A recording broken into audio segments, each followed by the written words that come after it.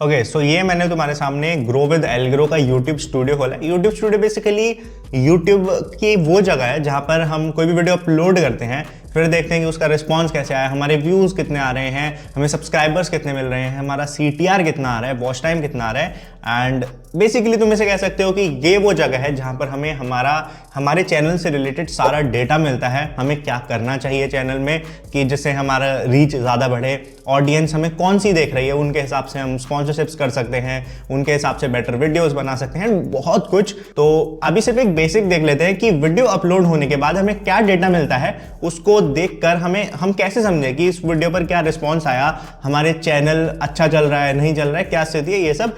तो चलो देखते हैं। जैसे ही तुम अपना YouTube स्टूडियो खोलते हो तुम्हारे सामने चैनल डैशबोर्ड का टैब आ जाता है एंड इसमें तुम्हें एक तो दिखती है तुम्हारी लेटेस्ट वीडियो की जो परफॉर्मेंस है कि बेसिकली उस पर व्यूज कितना आए, कमेंट्स कितने आए, लाइक्स कितने आए, एंड नीचे तुम्हें और भी चीजें दिख जाती हैं जैसे कि वो वीडियो लास्ट 10 वीडियोस के कंपैरिजन में कैसे रैंक कर रही है, views, impressions, click through rate, average view duration and यही सब दिखता है। फिर लेटेस्ट पोस्ट का आ जाता है इधर तुम्हारा, इधर क्या बोलते हैं तुम्हारे सब्सक्राइबर्स कितने हैं, आखिरी 28 दिन में कम हुए ज़्यादा हुए, जो भी है। एंड ये बेसिक सी हमें एक ओवरव्यू दे देता है चैनल डैशबोर्ड कि हमारा चैनल कैसा चल रहा है एंड किस डायरेक्शन में जा रहा है। अब जैसे ही हम एनालिटिक्स टैब पर क्लिक करेंगे, यहां पर तुम्हारे लिए काफी सारी चीजें खुल जाती हैं। अगर तुम्हें डेटा को डीप में स्टडी करना है, समझना है कि चैनल किस डायरेक्शन में एंड कैसे जा रहा है, तो वो चीज तुम्हें यहां मिलने वाली है। मोटे मोटे 5 टैब्स होते हैं यहां पर एंड तुम इनको अगर समझ लेते हो तो तुम्हें समझ आ जाएगा कौन सा डेटा कहां पर तुम्हें मिलने वाला है। सबसे पहले आता है हमारा ओवरव्यू टैब एंड ये वर्ड अपने आप में डिस्क्राइब करता है कि तुम्हें इसमें ओवरव्यू मिलने वाला है तुम्हारे चैनल एज अ होल का। तुम टॉप राइट से डेटा की रेंज सेलेक्ट कर सकते हो कि तुम्हें लास्ट 7 डेज का देखना है, 28 डेज का, 90, 365 लाइफ टाइम या कस्टम व्यू भी तुम सेलेक्ट कर सकते हो। फिलहाल 28 डेज रहने देते हैं तो ये तुम्हें बताता है। जैसे फॉर एग्जांपल यहां तुम्हें बताएगा कि तुम्हारे लास्ट 28 डेज में व्यूज कितना है। ये ग्रो विद एल्ग्रो दूसरा चैनल है मेरा, तो ऑफ कोर्स 10,000 व्यूज इस पर आए एंड यहां पर तुम्हें इंडिविजुअली 17 नवंबर 18 ऐसे देखना हो तो तुम्हें वो भी देख सकते हो बड़ी आराम से। अगेन यहां पर तुम्हें दिखाता है कि ये अभी वाले जो 28 दिन के व्यूज हैं ये पिछले 28 दिन के व्यूज के कंपैरिजन में ज्यादा है कम है, तो यहां पर ये 6.3 के कम है प्रीवियस मंथ के कंपैरिजन में। एंड अगर मैं तुम्हें 90 डेज का करके दिखाऊं तो तुम देख सकते हो कि पहले थोड़े ज्यादा आ रहे थे व्यूज, ये ग्राफ ऊपर है एंड ये लास्ट 28 डेज में थोड़ा नीचे गया है, तो हाँ हमारा वो डेटा सही था, इस तरीके से दिखाता है। नेक्स्ट हमें पता चलता है कि हमारे पूरे चैनल पर वॉच टाइम कितना आया। जैसे इस चैनल पर 300 आवर्स के आसपास आया लास्ट 28 डेज में एंड ये तुम डेली का भी देख सकते हो, लगभग 10 घंटे का वॉच टाइम हमें बिना कोई वीडियो डाले हुए मिला हुआ है। यहाँ तुम्हें सब्सक्राइबर्स पता चल जाते हैं, काफी टाइम से मैं इनएक्टिव हूं तो अगेन ये कुछ माइनस में भी हुए हैं, फिर किसी दिन प्लस में हुए हैं। ओवरऑल जो हमारा रहा -104 सब्सक्राइबर्स रहे हैं। यहाँ पर हमें पता चलेगा हमारा जो रेवेन्यू है, डेली तुम देखो बिस्किट खाने के पैसे तो आ ही जा रहे हैं एंड ये हमारा एक ओवरव्यू मिल गया हमें हमारे चैनल का। थोड़ा नीचे जाएंगे तो हमें दिख जाएगा कि लास्ट 28 डेज में वो कौन सा हमारा कंटेंट पीस था जिसने हमें सबसे ज्यादा व्यूज एंड यही सब चीजें दी हैं। तो अगर तुम देख सकते हो सबसे ज्यादा शुभ स्केलेटन कॉपीराइट स्ट्राइक वाली वीडियो पर हमारे इतने व्यूज आए एंड ये ऐसे तुम्हें टॉप 10 की लिस्ट देता है। तुम सी मोर पर करोगे तो एडवांस एनालिटिक्स आ जाएंगे, उनकी बात अभी नहीं कर रहे हैं बट हाँ ये तुम मेन समझो। यहाँ पर तुम्हें अगेन ये वाली चीज तुमने लेटेस्ट कॉन्टेंट वाली डैशबोर्ड में भी देखी थी, तो है ये ओवरव्यू का ही पार्ट, ठीक है। यहाँ पर आ जाता है हमारा रियल टाइम डेटा एंड ये काफी इंपॉर्टेंट इसलिए हो जाता है बिकॉज इधर जो तुम्हें डेटा मिलेगा ये करीब एक दिन लेट आता है। पहले आई थिंक डेली 2:30 बजे अपडेट होता था दोपहर के, अभी मेरे को आइडिया नहीं है बट इसी टाइम के आसपास ही अपडेट होता है एंड तुम्हें नया डेटा देखने को मिल जाएगा।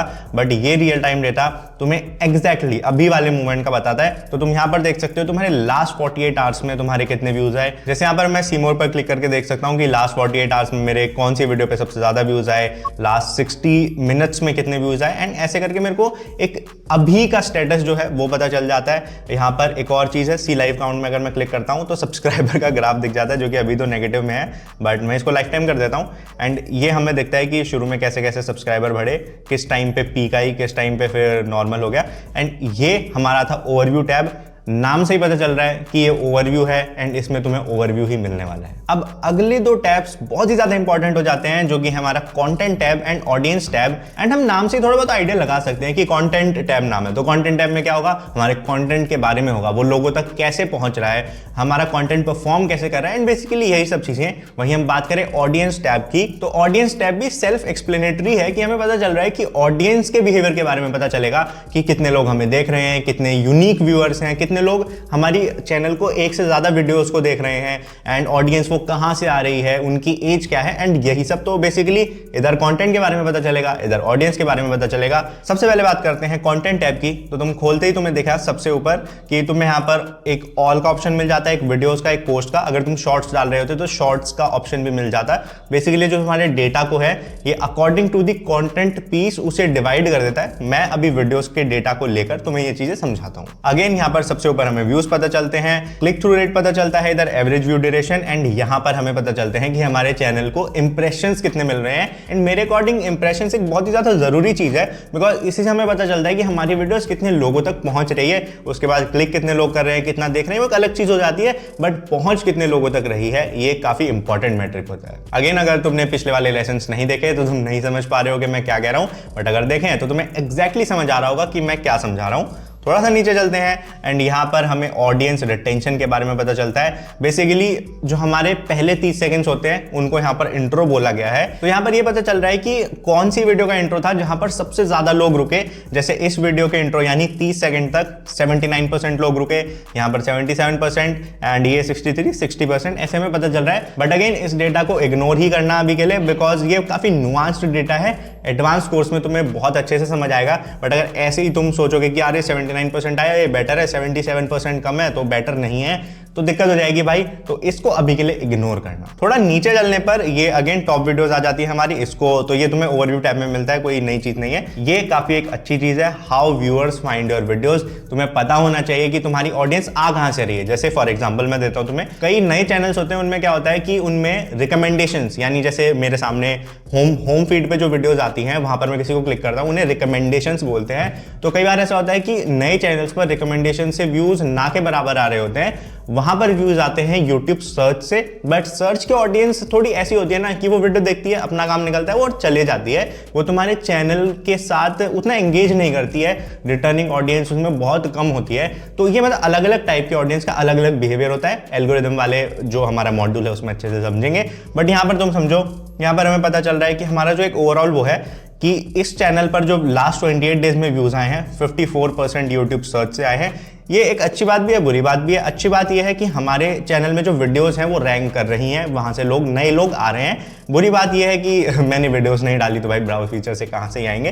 तो ये ब्राउज फीचर्स, फिर चैनल पेज, अगर कोई तुम्हारे चैनल को सर्च करता है किसी भी तरीके से तुम्हारे चैनल पर आता है एंड वहां से कोई वीडियो देखता है तो उसे चैनल पेज व्यूज में गिना जाता है। सजेस्टेड वीडियोस तुम्हें पता ही है कि वीडियोस आती हैं उनके साइड में बार में होता है या उनके नीचे जो भी वीडियोस आ रही हैं वहां पर क्लिक कोई करता है तो सजेस्टेड वीडियोस उन्हें कहा जाता है। एंड ये अदर यूट्यूब फीचर्स हो गए एंड ये भी अदर हो गए। यहाँ पर तुम क्लिक करोगे तो थोड़ा अंदाजा लग जाएगा। अब हेयर्स द इंटरेस्टिंग पार्ट, अगर मैं क्लिक करता हूँ स्पेसिफिकली यूट्यूब सर्च पर तो मुझे एग्जैक्टली पता चल जाएगा कि वो कौन से कीवर्ड्स हैं जिनको सर्च करके लोग मेरे चैनल पर आ रहे हैं। यानी how to increase reach on YouTube, लोग सर्च कर रहे हैं, मेरी वीडियोस आ रही हैं, क्लिक कर रहे हैं एंड देख रहे हैं। अब इसका मुझे क्या फायदा है? बेसिकली मैं क्या कर सकता हूं, मुझे पता है कि लोग how to increase reach on YouTube देखना चाहते हैं, तो मैं ऐसी और वीडियोस बनाऊंगा, बिकॉज ऐसी वीडियोस मेरे चैनल पर वर्क कर चुकी हैं।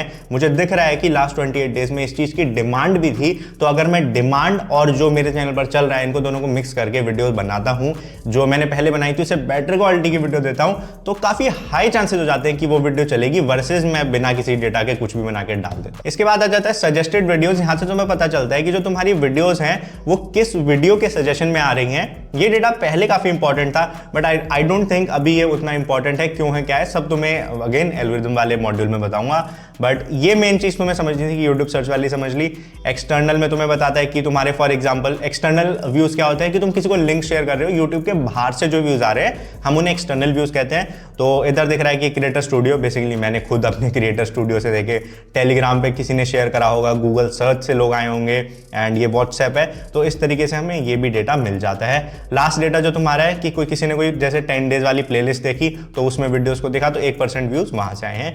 तो ये बेसिकली तुम्हें पता चला तुम्हारे कंटेंट के बारे में।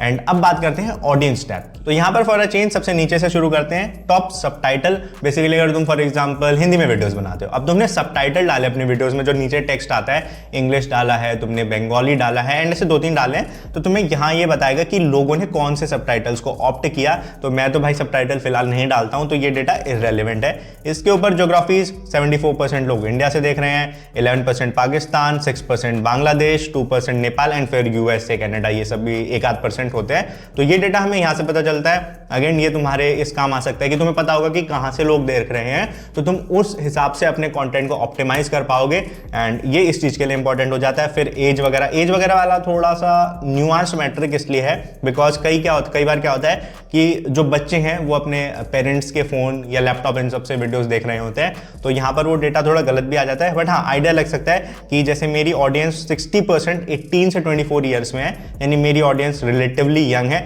बट ऐसा नहीं है कि बड़े लोग नहीं देखते, 44 ईयर्स तक के भी 25 से 44 में भी लाइक आई थिंक 30% लोग देख रहे हैं, तो ये काफी एक अच्छी चीज है। अब again male to female ratio काफी खराब हो रखा है, बट ठीक है ये भी। इसके बाद format that your viewers watch on YouTube, ये अभी रिसेंट में आया मैट्रिक, ये इतना इंपॉर्टेंट नहीं है, इसको इग्नोर करना बिकॉज इसमें डेटा को उतने अच्छे से प्रेजेंट नहीं करा गया है। इससे मतलब तुम देख सकते हो इस चीज को, तुम्हें खुद समझ आ जाएगा क्या है, बट एक्चुअल में तुम्हें कुछ एक्शनेबल चीज नहीं मिलने वाली है, तो इसको इग्नोर करना। ये एक अच्छा मैट्रिक है एंड ये तुम्हें इसका थोड़ा बहुत आइडिया होना चाहिए। Watch time from subscribers, basically यहां से तुम्हें पता चलता है कि जो तुम्हारा वॉच टाइम आ रहा है, जो तुम्हारे चैनल को लोग देख रहे हैं, कितने लोग हैं जो कि सब्सक्राइब्ड हैं, कितने नहीं है। यहाँ पर 95% नॉन सब्सक्राइब्ड है एंड इसका रीजन वही है कि मैं वीडियोस नहीं डाल रहा हूं, तो लोग ज्यादातर सर्च से आ रहे हैं, सर्च से आएंगे तो ऑफकोर्स सब्सक्राइब्ड नहीं होंगे, तो ये 95% है। अगर मैं वीडियोस डालूंगा तो अगेन ये रेशियो 30-40% तक जाएगा। बट इससे तुम्हें एक आइडिया लगता है कि तुम्हारी वीडियोस को जनरली नई ऑडियंस ज्यादा देखती है या फिर जो तुम्हारी ऑडियंस है वही रिपीट में वीडियोस को देखते रहती है